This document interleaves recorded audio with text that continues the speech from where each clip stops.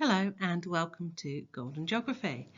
Today we're going to be thinking a little bit about changing spaces making places, which is part of the OCR Geography A-level specification. We're going to be focusing on key question 3, which is how does economic change influence patterns of social inequality in places? Big question, and it's divided into 3 sub-questions, so we'll look at those individually. First of all, 3A, the distribution of resources, wealth and opportunities are not evenly spread within and between places. So first of all, we need to think a little bit about how we measure, what indices we use to measure inequalities. And we can have different measures for different things, such as housing or healthcare. Social inequality means that some people will have more than others. And if we look at some of these factors, we can see differences in them. So we have got 4 key images here. We have world literacy rates. So areas that are red have much higher literacy rates, 98–99% literacy, compared to those that are yellow and green. So we've got differences on a global scale in terms of education and how much of the population or how many people in the population can read and write. If we look at salaries, we've got an image here of the UK, a choropleth map. We've got differences in salaries between different parts of the UK. That's inequalities. We have it in terms of GCSE grades. We can look at differences between different parts of the UK again, between England, Wales and Northern Ireland. And even in health, we can look at number of doctors per 1,000 people and we can find differences or inequalities there. Some places having more doctors than others and therefore better access to healthcare. Well, why do inequalities exist? Well, if we think a little bit about how urban areas particularly have developed, it helps explain how and why we get inequalities, particularly within places. So here we have an image of the Burgess model, CBD in the middle. Then we've got the inner city where we find our factories, and then we've got our residential areas outside of that. And the Burgess model was based on how cities have developed during industrialisation. The inner city was where that industrialisation, those factories were built because there was more land and that land was cheaper than the CBD, the central business district. Well, for a long time that worked well. But after World War II, many of those inner city areas were bombed. Many of those inner city areas started to become run down, and we did go through a period of deindustrialisation where factories moved out of the inner city and those areas became run down. They became derelict in many cities. However, in some cities, particularly places like London and Birmingham, experience filtering and gentrification. Filtering is the movement of people and during different stages of their lives to different parts of the city. And gentrification is the regeneration, the rebuilding, the redevelopment. And particularly the inner city area was attractive to young people, people who either were at university or post-university in their 20s, who had money, who wanted to live in the city. They bought areas within the inner city, redeveloped it, and made it really nice. But not all of the inner city. So you ended up having an inner city area, some bits that had been gentrified and were really nice and posh and swanky, and some bits that were still really run down and experienced deindustrialisation. So you could end up with areas right next to each other that were very different, and therefore we have inequalities, particularly in our inner cities. Another way of looking at it is with a slightly different model, and it's kind of looking at where those cities develop. So in some areas you get these wedges, these pink wedges of industrial areas. Well, if you've got lots of manufacturing, that's going to produce a lot of pollution. So next to those pink wedges of industrialised areas, you end up with low or working class housing. Rich people don't want to live there, they move away, they're in the yellow areas. So sometimes we get areas or wedges of our cities that have inequalities because of their history and because those areas had manufacturing.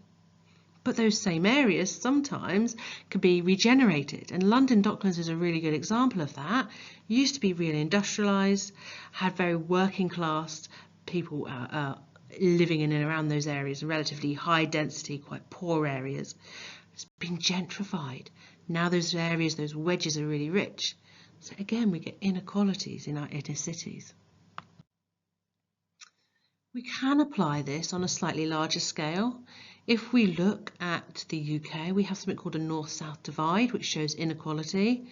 And that's because our capital city, London, has the greatest economic activity, and anywhere within about a 2 or 3 hour drive or commute of London benefits from that economic activity, so it's relatively wealthy. Further north you go, once you get outside of that 2 hour, 3 hour area of influence, then the economic factors start to dwindle away, so there's less economic activity. So we do have a north-south divide in the UK, and it is a real challenge for the British government. It has been for a long time.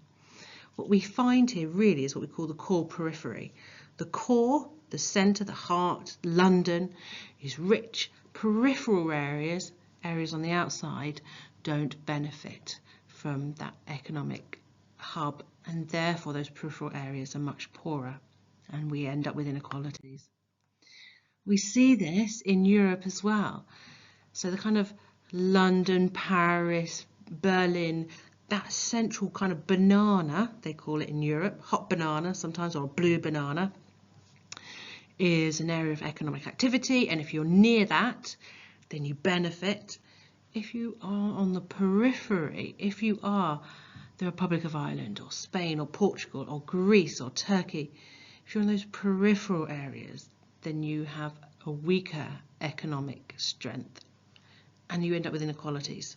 So the core, the banana, is strong, the peripheral area is weaker. So we end up with inequalities on a continental scale. 3b. Processes of economic change can create opportunities for some while creating and exacerbating social inequalities for others. So just to clarify, I'm hoping you're aware of this, when we're talking about economics and economic activity, we effectively have 4 sectors, and as a country develops, it will transition through these 4 sectors. So developing countries will have their economy based on primary activity, agriculture, mining, forestry, fishing. As countries develop, they then try to manufacture and produce products that have value added. So instead of just growing a banana, making banana cake. Eventually they will transition into tertiary industries, which are service industries. It could be financial and legal services, it could be healthcare, education. And in some parts of some countries, we find they've transitioned into quaternary, which is kind of high-tech science development type environments, where you may be looking at web designers or app designers. So we have these 4 sectors, and structural economic change is when a country changes the core focus of its economic activity from one of these sectors to another. That's a challenge, but it is how countries develop. If we think a little bit about how that happens, well, global connections are really key, and globalization, the interconnectedness of different places, is really important in trying to help countries develop. So if we think a little bit about the UK, particularly in the 1950s and 60s, we experienced growing globalization. And that meant actually the British focus on secondary economic activities, on manufacturing and dock work, stopped. We went through a period of industrial decline and deindustrialization, and those factories, which you can see in the black and white picture at the top, closed. And though that work was shifted initially to parts of Eastern Europe and then eventually across to Asia.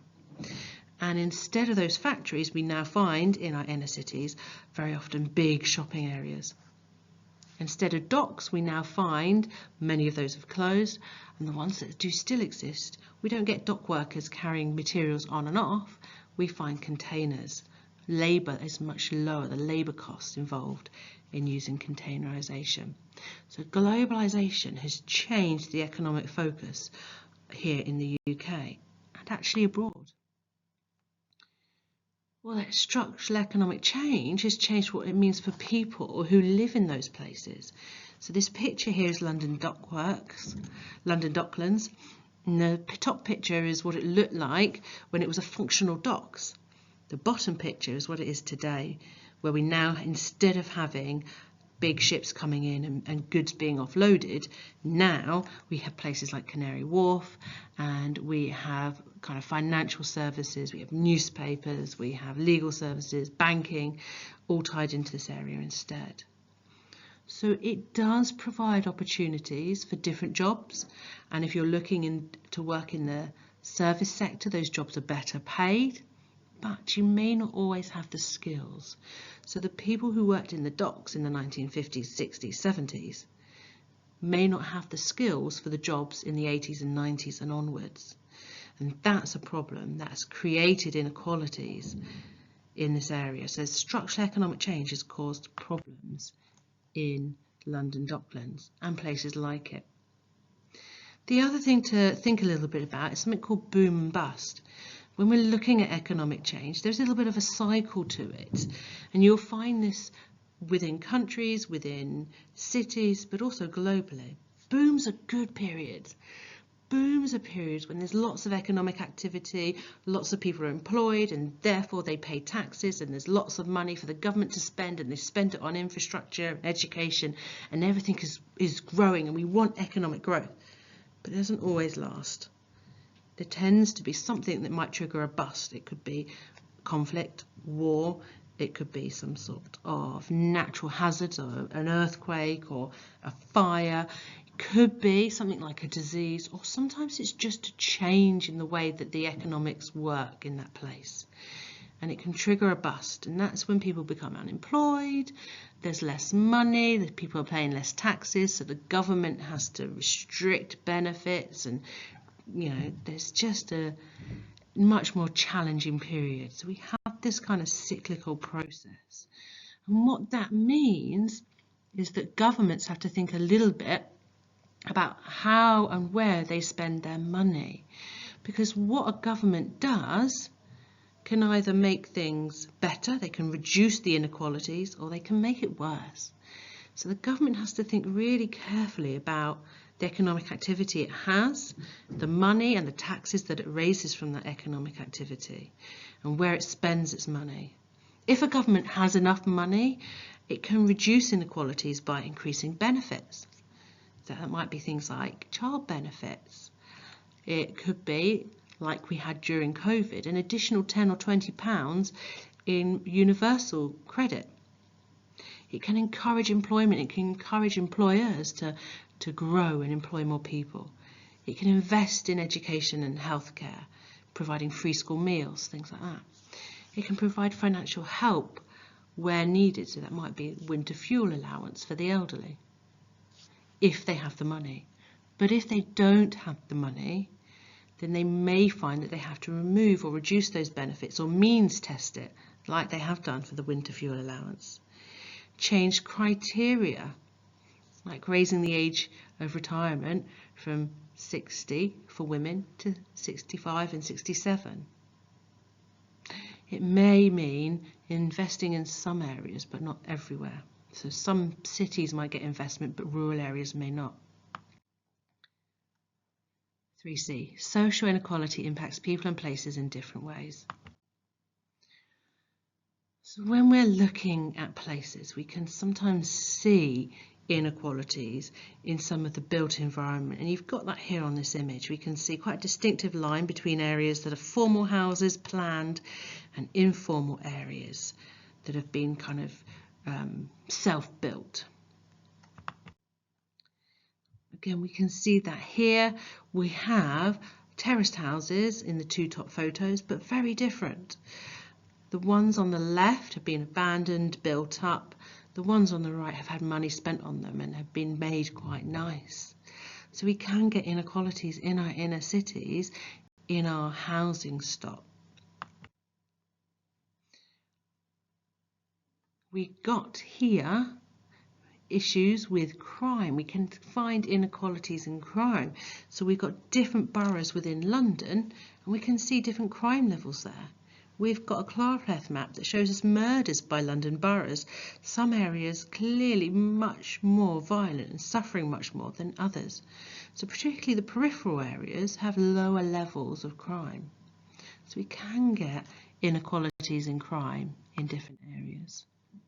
You can also get inequalities associated with digital access, so something called the digital divide, whether you have access or not. And most recently, this has come about when we're looking at smart meters that tell you how much energy you're using in your home. In England and Wales, smart meters register that and use mobile phone technology to send that information through to energy providers. But in Northern England and Scotland, they rely on radio signals, which is not as reliable. And therefore, people in Northern England and Scotland are struggling to have accurate information about their energy use. So we've got a digital divide here in terms of how we are accessing that information. And that can happen in different parts of the world in terms of, do they have access to the internet or not? Do they have the hardware? Do they have laptops or tablets as well? And then we have factors that influence people. So we can look at people and go, okay, so do you have inequalities there? Wealth is one of these, income, and if we have a look here at the UK, we've got a big difference when we're looking at pensions and the wealth people have. So the top 1%, you can see there, a lot of those have private pensions, they've got private property, they have wealth. Whereas as you go down, once you get to the lowest, they have very little. So there's definitely an inequality in wealth accumulation in the UK. Here we have education and the higher education that men and women get, and the industry, the employment they end up in. So medicine and dentistry is relatively similar, but if you look at engineering and technology, big difference between male and female employment. And again, if you look at education, big difference between male and female in terms of gender and the work they're doing, and therefore then the associated pay. In terms of gender and age, we have differences. Here you can see the image on the left is looking at life expectancy. Well, if you live in Kensington and Chelsea, you'll live potentially 10 years longer than if you live in Manchester. And if you're an older woman, you are at much greater risk of not receiving the pension that your male counterpart would do.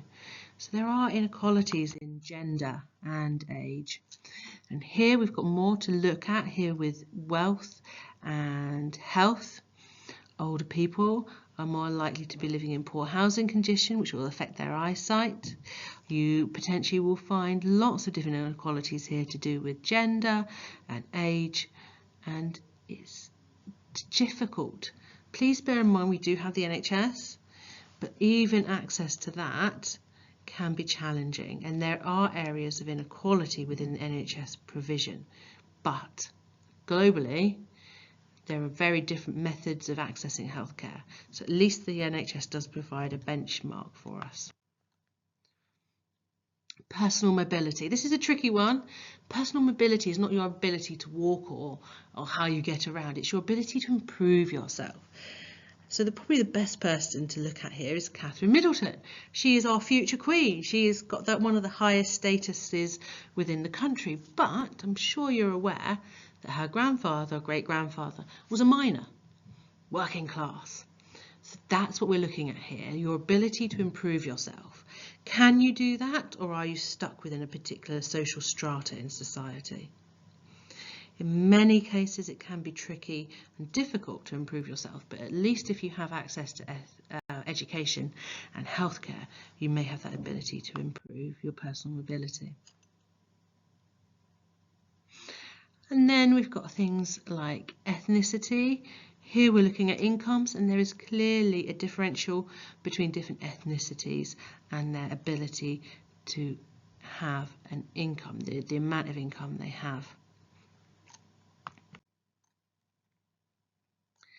This is education, ability to achieve, and there's a difference here between FSM, free school meals, so kind of children from a poorer background, and other pupils. Those other pupils achieving at all different ages higher levels of achievement than those who are reliant on free school meals.